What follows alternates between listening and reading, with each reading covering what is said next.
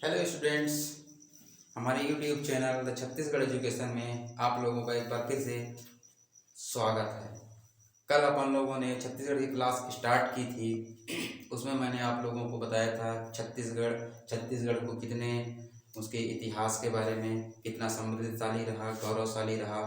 उसको पढ़ते हुए हम लोग छत्तीसगढ़ को कल इतिहास को हम लोगों ने शुरू किया था। तो इतिहास को मैंने 3 भागों में डिवाइड करके आप लोगों को बताया था, जो हमारे इतिहासकारों ने हमें बताया है। प्रागैतिहासिक काल, आद्य ऐतिहासिक काल और ऐतिहासिक काल। उसकी जानकारी आप लोगों को दी थी। उनका समयांतराल बताया था, कब से कब तक था। ये सब जानकारी कल मैंने आप लोगों को दी थी। उसी के आगे हम लोग आगे चलते हुए प्रागैतिहासिक काल के बारे में पढ़े। तो प्रागैतिहासिक काल के बारे में पढ़ते हुए हम लोग प्रागैतिहासिक काल को भी 3 भागों में हम लोग डिवाइड किए। पूरा पाषाण काल, मध्य पाषाण काल और नवपाषाण काल। तो पूरा पाषाण काल हम लोग कल पढ़ रहे थे। उसमें हम लोग पढ़े थे सिंघनपुर की गुफा। तो सिंघनपुर की गुफा में मैंने आपको बताया था कि सिंघनपुर की गुफा कहाँ अवस्थित है। रायगढ़ जिले में अवस्थित है। उसकी खोज एंडरसन ने की थी, सन 1910 में की थी। उनका प्रकाशन 1918 में हुआ था। रायगढ़ में चौवन ढाल की पहाड़ी में सिंघनपुर की गुफा मिली थी। सबसे प्राचीनतम गुफा थी, एटसेट्रा। ऐसी जानकारी मैंने आप लोगों को दी थी। आप लोग ज़्यादा जो नए स्टूडेंट्स जुड़ रहे हैं हमारे चैनल में, वो कल का वीडियो अगर देख लेंगे, हमारा पिछला वीडियो, तो आप लोगों को सारी जानकारी मिल जाएगी। तो आज मैं ज़्यादा समय ना लेते हुए आज की नई क्लास जो कल से हम जहाँ छोड़े थे वहीं से स्टार्ट करते हैं। तो आइए चलते हैं हम सिंघनपुर की उसी गुफा में जहाँ हमको शैल चित्रों की प्राप्ति हुई थी।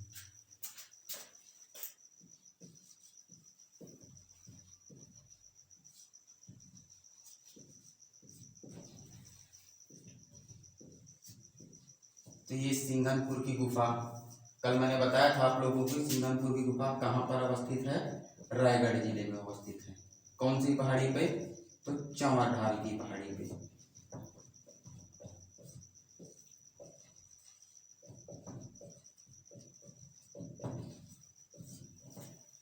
चौवन ढाल की पहाड़ी पे अवस्थित है। एंडरसन ने इसकी खोज की थी 1910 में। कल अपन लोग पढ़ चुके थे।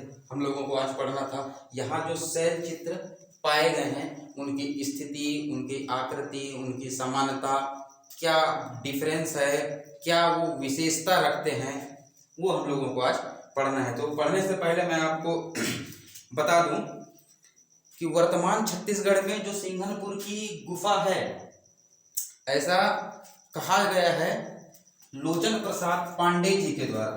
क्या कहा गया है कि जो छत्तीसगढ़ की जो सिंघनपुर की गुफा है, वो मानव सभ्यता की शुरुआत यहीं से हुई है, ऐसा उन्होंने बताया है। क्योंकि यहाँ ऐसे शैल चित्र जो हमारे पुराने आदि मानव लोग रहे होंगे वो यहाँ छोड़ कर गए हैं। तो उनके अध्ययनों को अध्ययन करने के बाद लोचन प्रसाद पांडे जी ने ये बताया कि मानव सभ्यता की शुरुआत शायद यहीं से हुई रही होगी, ऐसा उन्होंने बताया है। तो हम लोग पढ़ते हैं यहाँ पाए जाने वाले शैल चित्रों के बारे में। तो यहाँ के शैल चित्र कैसे दिखाई देते हैं? तो यहाँ के जो शैल चित्र हैं वो डंडेनुमा आकृति में,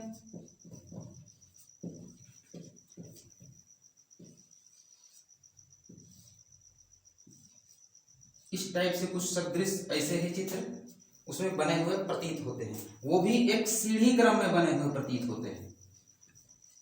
आप लोगों को दिख रहा होगा, ऐसे सीढ़ी क्रम में बने हुए व्यवस्थित दिखाई देते हैं। और दूसरी चीज ये है कि ये जो मानव के चित्र हैं, देख रहे हैं उनकी गर्दन गोलाकार माने वृत्ताकार, डंडेनुमा संरचना, जिनसे लगता है उनका हाथ पैर बनाया गया हो। और कुछ चित्रों में ऐसा बताया गया है, ऐसा पाया गया है कुछ चित्रों में कि बहुत सारे मानव झुंड में एकत्रित हैं और किसी बड़े पशु का वो शिकार कर रहे हैं। हाथ में कुछ औजार लिए हुए, मुगदर, लाठी, ऐसा उनको दिखाया गया है। वो औजार लिए हुए वो लोग उनका शिकार कर रहे हैं। एक चित्र में ऐसी मतलब दिखाया गया है। और एक प्रकार का चित्र ऐसा है जिसमें कोई छोटा जानवर है, वो अपना गर्दन पीछे करके आदमियों को देख रहा है। शायद हो सकता है वो आदमी उनका शिकार कर रहे हो, वो जानवर वापस उनके ऊपर हमला करना चाह रहा हो या जो भी हो, ऐसा उसमें दिखाया गया है। तो ये दो प्रकार के चित्र हैं जो वहां पर पाए गए हैं। तो उनकी संरचना मैंने आपको बताई, किस क्रम में व्यवस्थित है वो आपको बताया, और जो दो ग्रुप वाला चित्र है जो मिला है वो भी मैं आपको बताया। अच्छा, इन चित्रों की समानता, अगर इन चित्रों की हम समानता देखें तो ये स्पेनिश और मैक्सिकन दोनों जगह से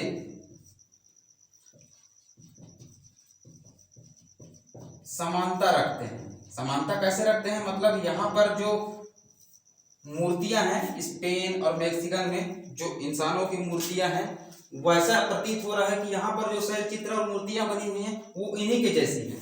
और संरचना की दृष्टि से ऑस्ट्रेलियाई चित्रों से भी समानता रखते हैं। तो कुल मिला के हम क्या कह सकते हैं कि तीन जगह ऐसे हमको मिले, ऑस्ट्रेलिया, स्पेन और मैक्सिको, मतलब यहाँ से जो चित्र और जो मूर्तियां प्राप्त हो रही हो उन्हीं के जैसे यहाँ पर भी मिल रही है। कहाँ पर? सिंघनपुर की गुफा में।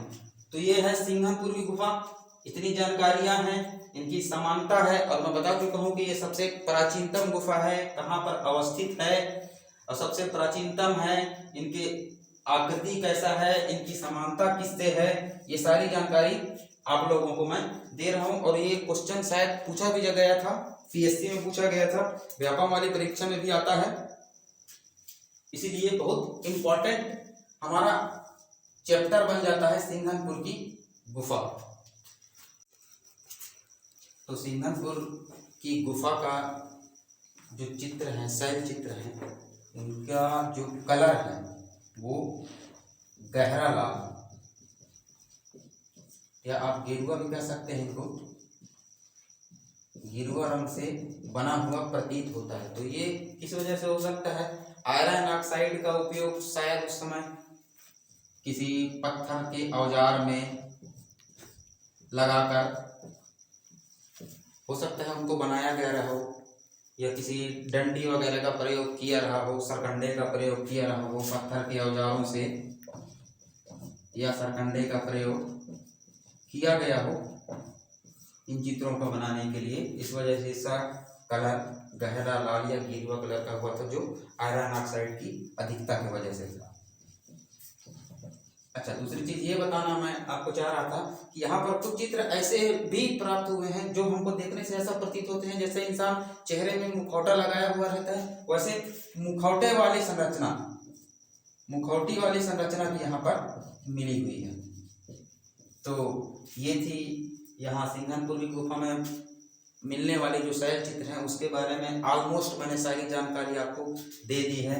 अगर क्वेश्चन यहाँ से आप लोगों को मिलता भी है तो एक बार अगर आप इस वीडियो को देख लेंगे तो मेरे हिसाब से सारा क्वेश्चन आप लोगों का कवर हो जाएगा। मैंने अपने तरफ से सभी चीज़ें बताने की कोशिश की हैं। तो हम लोगों का ये प्रागैतिहासिक काल का जो पूरा पाषाण काल वाला जो चैप्टर है वो ऑलमोस्ट खत्म हो गया है। मैंने सारी जानकारियाँ आपको देने की कोशिश की है, तो ज़्यादा समय मैं नहीं लेता हूँ, आगे भी पढ़ना है हम लोगों को। हम लोग अब आगे चलते हैं मध्य पाषाण काल की ओर। तो मध्य पाषाण काल मतलब पूरा पाषाण काल के बाद का जो समय रहा वो कहलाता है मध्य पाषाण काल। तो मध्य पाषाण काल में भी जो मध्य पाषाण कालीन स्थल है वो भी हमको रायगढ़ जिले में ही मिलते हैं। पहला रायगढ़ जिले में और दूसरा बस्तर में। मैक्सिमम जो संख्या है वो रायगढ़ जिले में है। अच्छा, रायगढ़ जिले में जो मुख्य चीज है जहां मध्य पाषाण काल का वर्णन है और जो कुछ हमको मिला है वो है कबरा पहाड़। ये दूसरी सबसे प्राचीनतम गुफा है, दूसरी सबसे प्राचीनतम गुफा है। अच्छा, यहाँ पर जो चित्र प्राप्त हुए हैं जो सिंघनपुर से चित्र से जो जिस प्रकार से वो अलग हैं, तो इनमें और उसमें क्या अंतर है ये मैं आप लोगों को बता रहा हूँ। उसमें चित्र सीढ़ी नुमा क्रम में पाए गए थे और इसमें चित्र जो पाए गए हैं वो सीधे क्रम में पाए गए हैं। संरचना लगभग वैसी ही है उनकी भी, लेकिन ये व्यवस्थित एकदम सीधे क्रम में है। तो ये एक डिफरेंस है दोनों के बीच में। दूसरी चीज, यहाँ पर और भी चित्र मतलब जो मिले हैं, सांभर के चित्र यहाँ पर मिले हैं, घड़ियाल के चित्र यहाँ पर मिले हैं, और मनुष्य के चित्र तो मिले ही हैं शिकार करते हुए।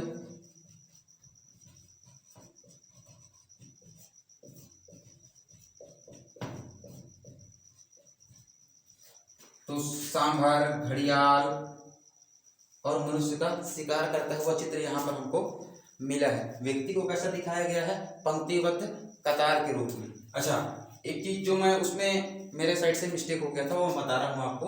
वो पूरा पाषाण काल वाली बात में अब मेरे को याद आया पढ़ाते पढ़ाते, तो मैं बता दे रहा हूँ आपको। पर्सी ब्राउन नाम के एक इतिहासकार थे, उन्होंने वहां के शैल चित्रों को देखकर ये कहा था कि संभवतः ये सबसे प्राचीनतम शैल चित्र है। सिंगनपुर की गुफा की बात कर रहा हूँ, तो वो मैं भूल गया था, इसलिए सोचा बता दूं आपको, उसके लिए सॉरी। आगे चलते हैं हम रायगढ़ कबरा पहाड़ में। तो ये दूसरी सबसे प्राचीनतम गुफा है। सीढ़ी नुमा यहाँ पर आकृतियां बनी हैं, चित्र बने हुए हैं। फिर सांभर, घड़ियाल और मनुष्य का जो चित्र अंकन किया गया है, शिकार करते हुए किया गया है। अच्छा, दूसरी चीज, यहाँ पर औजार भी प्राप्त हुए हैं। अब औजार कैसे हैं? अर्धचंद्राकार औजार,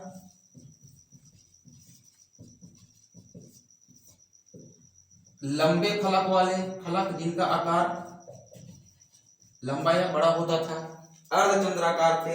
हो सकता है वो लोग हाथ में उसको रख सकते थे। और ये सभी औजार स्फटिक पत्थर के बने हुए होते थे। स्फटिक पत्थर के बने हुए होते थे। अच्छा, ये औजारों की प्राप्ति का जो क्रम है वो कहाँ से चालू हुआ था?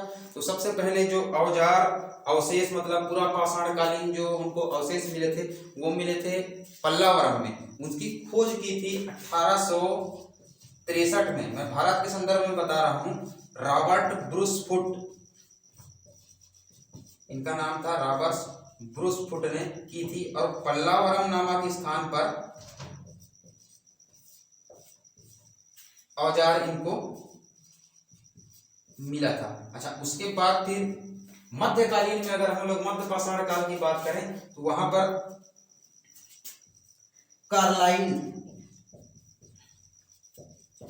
कार्लाइल जी ने विंध्य पर्वत के किनारे औजार प्राप्त किए थे मध्य पाषाण काल में। हो सकता है इन्हीं के तत्वाधान में या इनसे रिलेटेड कोई इतिहासकार यहाँ आए होंगे तो इनको औजार मिला होगा।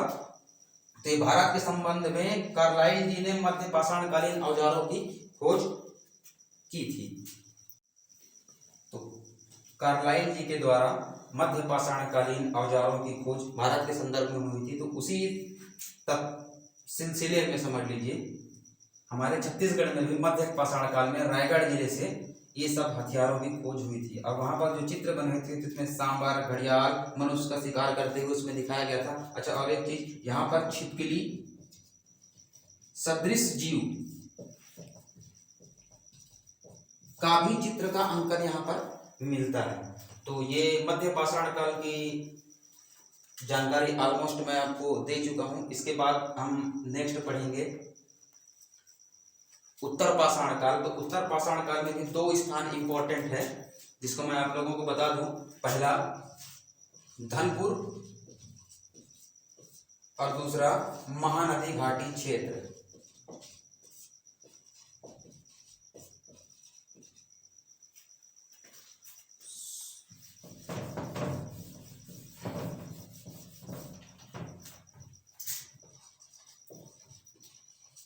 धनपुर और दूसरा महानदी घाटी क्षेत्र।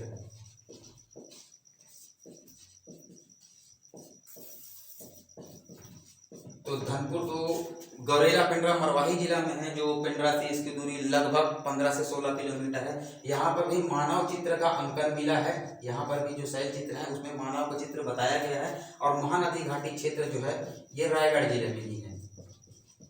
तो उत्तर पाषाणकालीन जो शैल चित्र हैं वो हमको यहाँ से प्राप्त हुए हैं। ये हमारा उत्तर पाषाण काल भी ऑलमोस्ट खत्म हो गया है, मध्य पाषाण काल भी खत्म हो गया है। आप लोगों को एक बार फिर से रिमाइंड कर देता हूँ कि रायगढ़ के कबरा पहाड़ में दूसरी सबसे प्राचीनतम गुफा है। यहाँ पर मानव आकृति का चित्रण किया गया है जो एक व्यवस्थित क्रम में एक सीधी लाइन में है। यहाँ पर जो और चित्र प्राप्त हुए हैं वो सांभर, घड़ियाल, मनुष्य का शिकार करते हुए दिखाया गया है और छिपकली के सदृश एक जीव की यहाँ पर चित्रित किया गया है। और औजार जो प्राप्त हुए हैं वो अर्धचंद्राकार, जिनका फलक लंबा था, स्फटिक या पत्थर के सदृश जो दिखाई देते हैं वो यहाँ पर से प्राप्त हुए हैं। तो ये सारी जानकारी थी। तो आज के वीडियो में इतना ही। बाकी इसके बाद जो कल नेक्स्ट वीडियो आएगा उसमें हम नव पाषाण काल की बात करेंगे और नव पाषाण काल के बाद हम लोगों को अभी और इसमें और भी कुछ पढ़ाना है। गुफा है, गुफाओं के बारे में कुछ जानकारियाँ हैं और स्मारकों के बारे में कुछ जानकारियाँ हैं जो मैं आपको दूंगा। आगे और भी इंटरेस्टिंग होने वाला है। मैं दूसरे के वीडियो की तरह मैं नहीं सोच रहा हूँ कि मैं जल्दी जल्दी कोर्स ख़त्म करूँ। अगर वैसा करूँगा तो फिर समझ में नहीं आएगा और ज़्यादा चीज़ें बताऊँ वो अच्छा नहीं है। इसलिए कम पढ़िए लेकिन सटीक पढ़िए जो आप लोगों के काम है। तो अगर मेरा वीडियो आप लोगों को अच्छा लगा होगा तो प्लीज़ लाइक करिएगा, कमेंट करिएगा और सब्सक्राइब करिएगा और जो बेल का बटन है उसको ज़रूर दबाइएगा और ऑल पर प्रेस कर दीजिएगा। क्योंकि आप लोग लाइक पता नहीं कर रहे हैं कि नहीं, सब्सक्राइब तो करते हैं लेकिन वो जो घंटी वाला बटन है वो नहीं दबाते हैं। तो प्लीज़ ऐसा मत करिएगा, लाइक करिए, सब्सक्राइब करिए, कमेंट करिए। फिर मिलते हैं आपको अगले वीडियो में। जय हिंद, जय छत्तीसगढ़।